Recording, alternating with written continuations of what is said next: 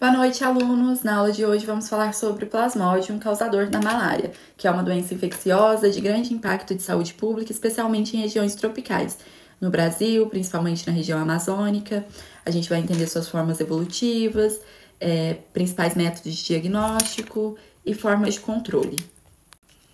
No ciclo de vida, envolve dois hospedeiros. O hospedeiro definitivo, que é onde o parasita atinge a fase adulta ou reprodução sexuada, que no caso da malária é o mosquito Anopheles, e o hospedeiro intermediário, que no caso que é quando ocorre a fase larval ou sexuada, que no caso do assexuada, no caso da malária é o ser humano. Na fase do hospedeiro definitivo, que é o mosquito Anopheles, na fase sexuada, o mosquito pica uma pessoa infectada e ingere gametócitos do sangue. No intestino do mosquito, os gametócitos formam gametas que se fundem, gametas fêmea e gametas machos, feminino e masculino, que se fundem originando um zigoto. O zigoto se desenvolve como o cineto, que atravessa a parede do intestino. Forma-se depois disso o zigoto, que rompe liberando milhares de esporozoítos. Esses esporozoítos migram para as glândulas salivares do mosquito para infectar outro ser humano. Já na fase do hospedeiro intermediário, na fase assexuada, que é no ser humano, o mosquito pica o ser humano e transmite os esporozoítos, que entram na corrente sanguínea até o fígado. Lá no fígado ocorre a esquizogonia hepática, onde os esporozoítos se multiplicam e formam os merozoítos. Lá, os merozoítos saem do fígado e invadem as hemácias, que são os glóbulos vermelhos do sangue, dando início à esquizogonia eritrocítica, responsável pelos sintomas da malária. As hemácias se rompem, liberando mais e mais merozoítos, reinfectando outras hemácias.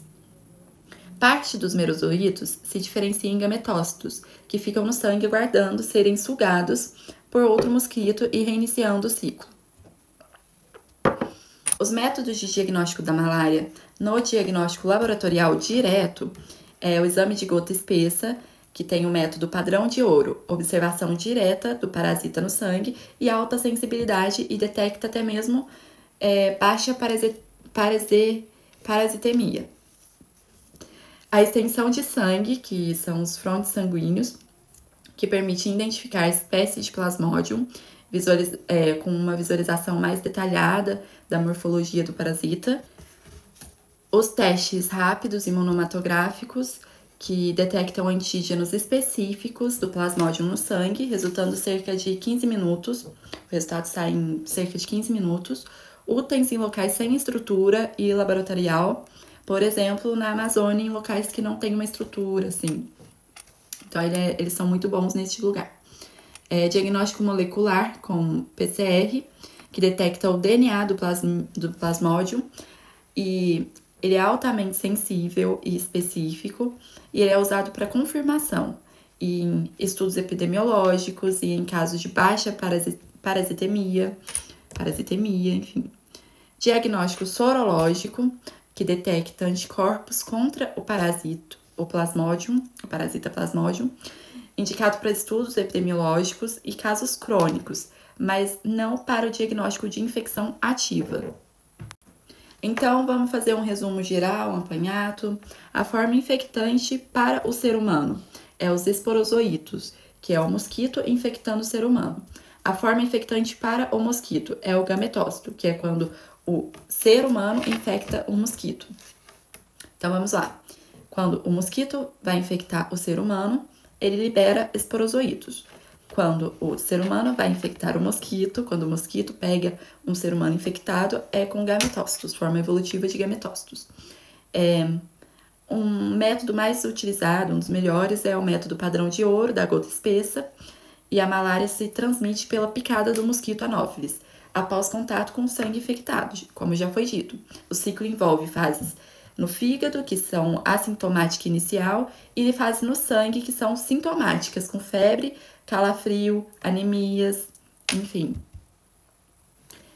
Entender o ciclo auxilia no desenvolvimento de medidas de controle, como o uso de mosqueteiros, repelentes, eliminação de criadouros e também desenvolvimento de vacinas, terapias específicas. Isso é até legal para passar para as pessoas mesmo, para as pessoas que conhecem, porque muita gente não tem essa educação na área da saúde, não tem uma educação para saber que é importante ter mosqueteiro em casa, por exemplo, para evitar esse tipo de infecção. E assim finalizamos nossa aula de hoje sobre a malária, abordando o seu ciclo de vida e principais métodos de diagnóstico laboratorial. Na próxima aula vamos falar sobre tratamentos, complicações e medidas de prevenção. Beijo, bons estudos e até a próxima!